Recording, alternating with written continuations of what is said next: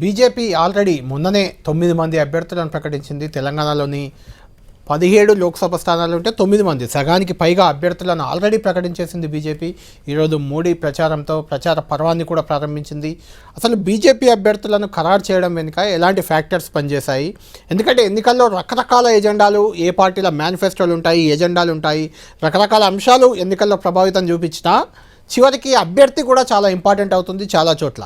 కాబట్టి అభ్యర్థుల ఖరారు వెనుక బీజేపీ స్ట్రాటజీ ఏంటి, ఏ రకంగా తీసుకుంది, ఎవరెవరిని ఇప్పటికే ఖరారు చేసింది, ఇంకా ఎవరెవరు దాదాపు ఖరారు అవుతున్నారు, ఎక్కడ పోటాపోటీ వాతావరణం ఇంకా ఉంది బీజేపీలో, మొత్తం నియోజకవర్గాల వారీగా మనం ఒకసారి చూద్దాం. రైట్, కరీంనగర్ ఆల్రెడీ సిట్టింగ్ ఎంపీగా ఉన్నారు బండి సంజయ్. ఆయనకు ఆప్షన్ కూడా అక్కడ వేరే ఆప్షన్ కూడా లేదు, బండి సంజయ్ని ప్రకటించారు బీజేపీ ఆల్రెడీ. నిజామాబాద్ నుంచి కూడా సిట్టింగ్ ఎంపీగా ధర్మపురి అరవింద్ ఉన్నారు. ఆయన తప్ప వేరే మరో ఆప్షన్ అక్కడ లేదు, ఆయన బలమైన అభ్యర్థి అక్కడ, కాబట్టి ఆయన్నే ఖరారు చేశారు మరోసారి. జహీరాబాద్ నుంచి B B Patil, BRS party sitting MP. ఆయన పార్టీలో చేరిన ఒక్క రోజులోనే ఆయన ఎంపీగా ఖరారయ్యారు. అంటే బీఆర్ఎస్ నుంచి మళ్ళీ అవకాశం ఆయనకు దక్కేదే, కానీ బీఆర్ఎస్ కంటే బీజేపీ బెటర్ అనుకుని ఆయన పార్టీ మారారు, టికెట్ తెచ్చుకున్నారు బీజేపీ నుంచి. సికింద్రాబాద్ నుంచి కూడా కేంద్ర మంత్రి, రాష్ట్ర అధ్యక్షుడు కిషన్ రెడ్డి, ఆయన్నే ఆప్షన్, వేరే ఆప్షన్ లేదు అక్కడ, కాబట్టి కిషన్ రెడ్డి కూడా అభ్యర్థి ఖరారు అయిపోయారు. సికింద్రాబాద్లో బీజేపీ మొన్ననే ప్రకటించేసింది. మల్కాజిగిరి మాత్రం ఇంట్రెస్టింగ్ నియోజకవర్గం అది. అక్కడ నుంచి తీవ్ర పోటీ ఉన్నప్పటికీ ఈటెల రాజేందర్, బీజేపీలో కీలక నేత, కేసీఆర్ను సవాల్ చేసి బీఆర్ఎస్ నుంచి బయటకు వచ్చిన నేత, ఆయన కోరినట్లే ఆయనకు మల్కాజిగిరి టికెట్ ఇచ్చారు. ఇక బీజేపీ నాయకురాలు, బీజేపీలో పార్టీలో లేరు, ఆమె హిందుత్వాన్ని ముందుకు తీసుకెళ్తున్న నాయకురాలు మాధవి లత, టికెట్ ఇచ్చాక ఆమె బీజేపీ సభ్యత్వం తీసుకున్నారు. హైదరాబాద్ నుంచి మాధవి లతకి అవకాశం దక్కింది. నాగర్ కర్నూలు కూడా అక్కడ sitting MP Ramulu BRS party నుంచి ఉన్నారు. ఆయన కుమారుడు పి భరత్ పార్టీలో చేరిన వెంటనే ఆయనకు టికెట్ దక్కించారు. రాములు అక్కడ నిలబడితే బీఆర్ఎస్ నుంచి టికెట్ వచ్చేదే, కానీ ఆయన బీజేపీ బెటర్ ఆప్షన్ అనుకుని బీజేపీలోకి వెళ్ళారు, బీజేపీ టికెట్ దక్కించుకున్నారు. చేవెళ్ళ మాజీ ఎంపీ కొండా విశ్వేశ్వరరెడ్డి, అక్కడ కూడా బీజేపీకి మరో ఆప్షన్ లేదు, కొండా విశ్వేశ్వరరెడ్డి ఒక్కరే ఉండడంతో ఆయనకే టికెట్ ఖరారైంది. బూర నర్సయ్య గౌడ్, ఈయన కూడా మాజీ ఎంపీ, అక్కడ కూడా ఒకటే ఒక నాయకుడు, బలమైన నాయకుడు ఉన్నారు, దాంతో ఆయనకు మరోసారి అవకాశం దక్కింది. గత 2 సార్లు ఆయన బీఆర్ఎస్ నుంచి పోటీ చేశారు, ఈసారి బీజేపీ నుంచి బరిలో దిగుతున్నారు. ఇక 9 మంది ఖరారు అయితే దాదాపు ఖరారైన పరిస్థితి కనిపిస్తుంది. అక్కడ బలమైన అభ్యర్థులు ఎవరైనా వస్తే మారే అవకాశం ఉంది. అలాంటి నియోజకవర్గం పెద్దపల్లి నుంచి ఎంఆర్పీఎస్ అధ్యక్షుడిగా ఉన్నారు, రాష్ట్ర అధ్యక్షుడిగా వ్యవస్థాపక అధ్యక్షుడు మందకృష్ణ మాదిగని బరిలోకి దింపే ఆలోచనలో బీజేపీ ఉంది. అక్కడ ఇంకెవరైనా బలమైన అభ్యర్థి వస్తే అప్పుడు ఆలోచించవచ్చు. వరంగల్లో ఆరూర్ రమేష్, ఆయన వాస్తవానికి బీఆర్ఎస్లోనే ఉన్నారు, బీజేపీలో చేరలేదు. ఆయనకు దాదాపుగా టికెట్ హామీ ఇచ్చినట్టు తెలుస్తుంది. ఆయన పార్టీలో చేరితే ఆయనే అక్కడ బీజేపీ అభ్యర్థి కాబోతున్నారు.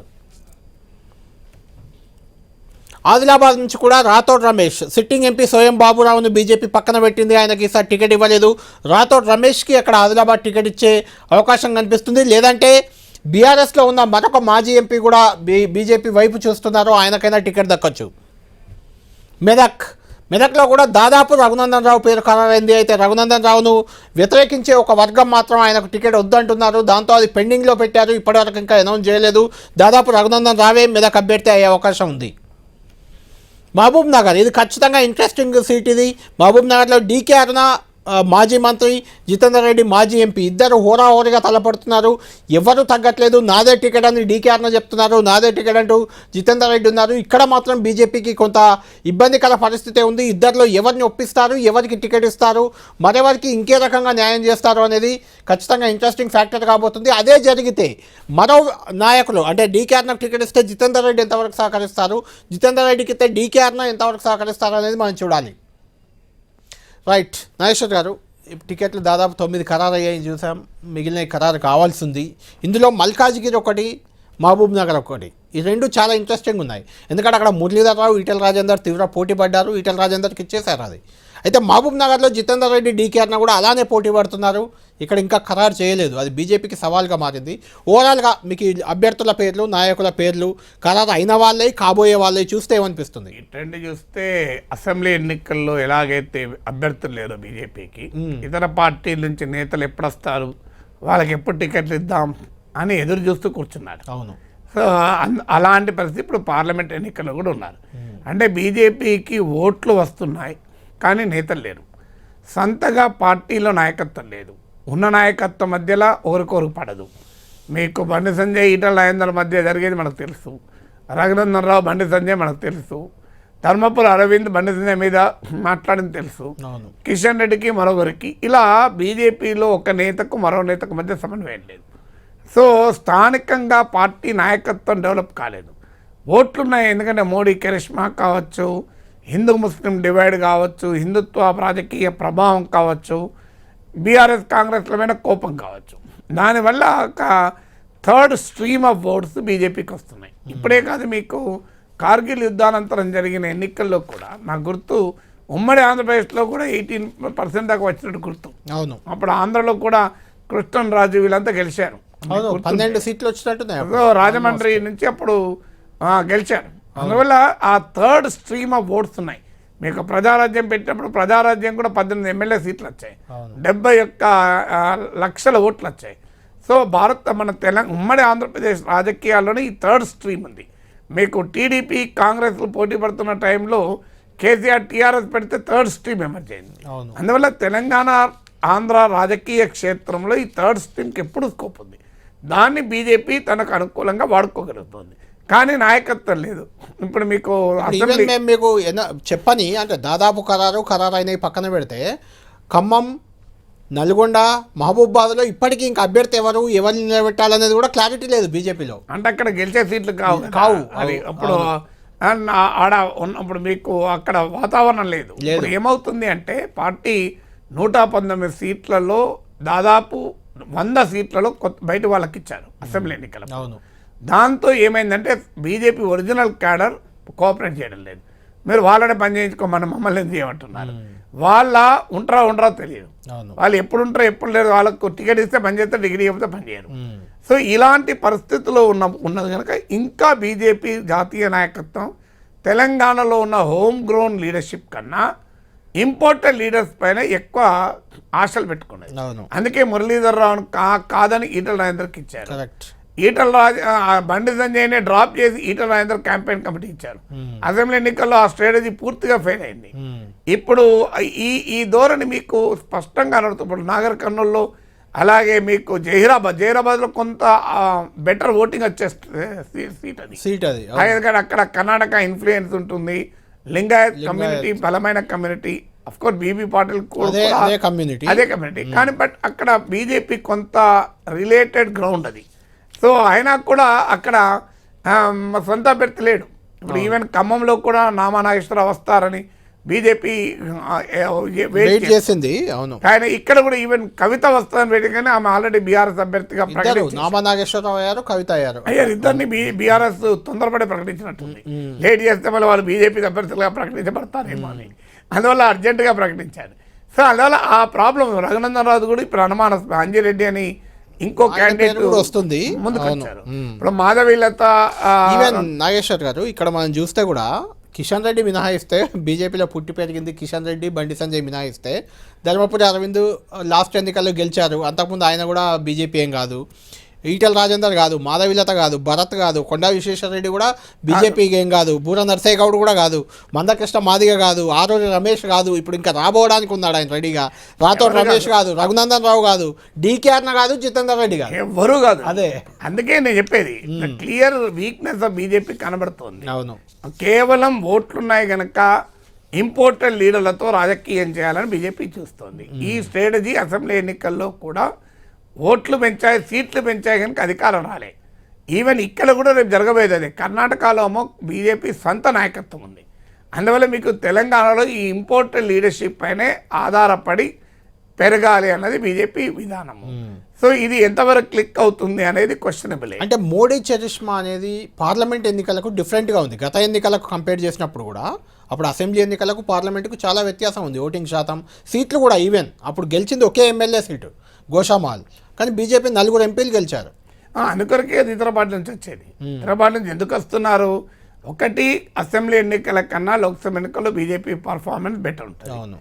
2, రేపు అది ఇక్కడ గెలిస్తే ఎంపీగా కేంద్రంలో మంత్రి అయ్యే అవకాశం ఉంటుంది. ఇప్పుడు కిషన్ రెడ్డి అంబర్పేటలో గెలిచుంటే అవును. కేంద్ర మంత్రి అయ్యేవాడు కాదు. అయ్యేవాడు కాదు. కానీ మల్కాజ్ నుంచి రామచంద్రరావు గెలిచుంటే బహుశా మంత్రి అయ్యేటోడేమో. అయ్యేవారు. అవును. సో అట్లా ఇప్పుడు కిషన్ రెడ్డి కనుక గెలవకపోతే బండి సంజయ్ మంత్రి అయ్యేవాడేమో. అవును. సో అందువల్ల ఎన్నికల్లో పార్లమెంట్ గెలిస్తే మంత్రి అయ్యే అవకాశం ఉంటుంది.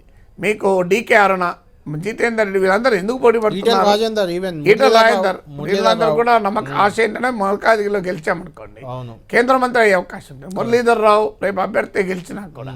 సో బండి సంజయ్ ఇలాంటి వాళ్ళందరూ కూడా ఆ ఆపర్చునిటీ ఉంటుంది. అందువల్ల మోడీ కరిష్మాతోనే కదా లాస్ట్ టైం స్వయం బాపురావు కాంగ్రెస్ నుంచి వచ్చి కూడా ఆదిలాబాద్ లాంటి సీట్లు బీజేపీ తరఫున గెలిచారు. అవును. సో అందువల్ల ఆ డైమెన్షన్ ఉంది. అంటే ఇప్పుడు స్వయం బాబురావుకు టికెట్ ఇవ్వకపోవడాన్ని, అంటే సిట్టింగ్ ఎంపీ ఒక్కరికే టికెట్ ఇవ్వలేదు, దాన్ని ఎలా చూడాలి మనం? అంటే బహుశా ఆయన అసెంబ్లీ ఎన్నికల టైంలోనే కాంగ్రెస్ లో పోతారని వార్తలు కూడా అదే ఉంది. ఇప్పుడు కూడా అదే అనుమానం ఉండొచ్చు. కాంగ్రెస్ అభ్యర్థి అవుతారని కూడా ఉంది. కాంగ్రెస్ అభ్యర్థి అవుతారని కూడా అనుమానం ఉంది. సో అనుమానం వల్ల అంటే వొలటాలిటీ ఉన్నప్పుడు ఆ రిస్క్ తీసుకోరు కదా.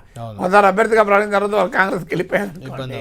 ఇంకా అంటే వేరే పార్టీ ప్రకటించాక వెళ్ళకపోయేవాడేమో, ప్రకటిస్తే అంటే అనుమానం ఉండొచ్చు. ఎందుకంటే అక్కడ ఇంకా రమేష్ రాథోడ్ కానీ మీరు ఇంతకుముందు చెప్పినట్టు మాజీ ఎంపీ మంత్రి నగేష్ కూడా ఉన్నారు. సో వస్తారని అంచనాలు ఉన్నట్టున్నాయి.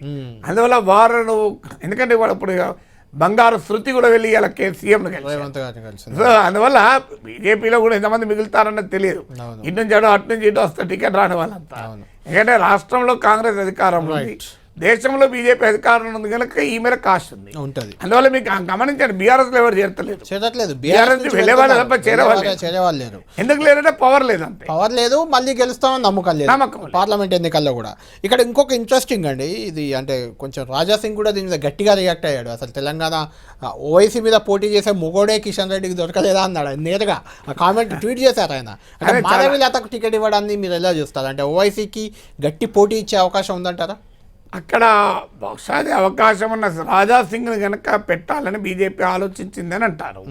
కానీ రాజా సింగ్ ఆసక్తి చూపలేదని కూడా వార్తలు వచ్చాయి. చూపనప్పుడు ఆయన అంటే రాజా సింగ్ చూపకపోయినా ఆయన అంగీకరించే అభ్యర్థి ఉన్నారు కదా. ఎందుకంటే రాజా సింగ్ మీడియాలో వచ్చేది సికింద్రాబాద్ అడిగాడు, జహీరాబాద్ అడిగాడు. ఎందుకంటే అది బెటర్ సీటు. ఎందుకంటే రాజా సింగ్ను పెడితే పెద్ద ఎత్తున పోలరైజ్ క్యాంపెయిన్ అవు. కానీ ఈ ఎన్నికల్లో మీరు గమనించండి, రాజా సింగ్ ఒక్కరికే కాదు, ప్రజ్ఞా సింగ్ గాడ్సేను పొగిడిన ప్రజ్ఞా సింగ్ టికెట్ మీకు రమేష్ బిదూరి పార్లమెంట్ లో చాలా అభ్యంతరకరమైన వ్యాఖ్యలు చేశారు, ఆయనకు ఇచ్చారు. అలాగే పర్వేష్ వర్మ ఆయన కూడా బాగా విద్వేషపూరిత, ఆయనకు కూడా టికెట్ ఇవ్వలేదు. అందువల్ల ఈ ప్యాటర్న్ కూడా ఉంది. ఈవెన్ రాజా సింగ్ అదే కారణంగా అసెంబరీ టికెట్ కూడా ఇవ్వద్దు అనుకున్నారు. అంటే 10 ఏళ్ల తర్వాత బీజేపీ ఈజ్ మోర్ కాన్ఫిడెంట్. ఇంకా ఇలా ఎంబరాసింగ్ సిచ్యువేషన్ అంటే అన్కంట్రోల్డ్ హిందుత్వాన్ని యాక్సెప్ట్ చేయాలి. అంటే ఇక్కడ నాగేశ్వర్ గారు ఇప్పుడు మాధవీలత విషయానికి వస్తే ఒక మహిళా అభ్యర్థిని బరిలో దింపడం, హిందుత్వాన్ని ఆమె పాత బస్తీల్లో చాలా రోజుల నుంచి కొంత ప్రచారం చేస్తున్నారు, యాగాలు యజ్ఞాలు చేస్తూ కూడా చేస్తున్నారు ఒకటి. రెండోది కాంగ్రెస్ నుంచి కూడా మైనార్టీ అభ్యర్థి మస్కతి అని అంటున్నారు, అలీ మస్కతి, ఆయనను బరిలోకి దింపుతారని చర్చ జరుగుతుంది, ప్రచారం జరుగుతుంది. నిజంగానే జరిగితే ఓవైసీ మస్కతి మాధవీలత మధ్య ఓట్లు చీలి బీజేపీకి ఏమైనా అవకాశం ఉంటుందంటారు? అంటే డెఫినెట్గా హిందూ కన్సాలిడేషన్ ఈవెన్ మస్కటి ఉన్నా లేకపోయినా సో హిందూ కన్సాలిడేషన్ అయ్యే అవకాశం ఉంటుంది. అంటే ఒకవేళ కాంగ్రెస్ క్యాండిడేట్ కూడా ముస్లిం అయితే ఎంతో కొంత హిందూ కన్సాలిడేషన్ అయ్యే అవకాశం ఉంటుంది. ఎంఐఎం ఓవైసీ ఆరోపిస్తారు, చూడండి మీరు కాంగ్రెస్ బీజేపీ ఒకటైనా నాకు వ్యతిరేకంగా. ఇప్పుడు మళ్ళీ బీఆర్ఎస్ క్యాండిడేట్ ఎవరుంటారో కూడా చూడండి, డమ్మీ క్యాండిడేట్ డమ్మీ క్యాండిడేట్ ఆ డమ్మీ కూడా ఎవరుంటారు, ఆ డమ్మీ కూడా ఎవరుంటారు అన్నది. ఎందుకంటే పెడతారు డమ్మీ అనుకున్నప్పుడు హిందువే ఉంటారు. నా అంచనా డమ్మీ అనుకున్నప్పుడు హిందువే ఉండే అవకాశం ఉంది. నా అంచనా హైదరాబాద్ పైన ఎవరికి ఆశలు లేవు, ఈవెన్ కాంగ్రెస్ ఆశలు లేవు, బీజేపీ ఆశలు లేవు, బీఆర్ఎస్కి ఎలాగూ మిత్రుడే. సో అందువల్ల ఆమె ఎవరినో ఒకరు అభ్యర్థి పెట్టాలి, ముందుకొచ్చారు, డబ్బు ఖర్చు పెట్టుకుంటోంది, సో హిందుత్వ యాక్టివిటీలో ఉన్నారు, సో ఉమెన్, సో ఈ యాంగిల్స్ అన్ని కలిసి వస్తాయని పెట్టి ఉండాలి. రైట్.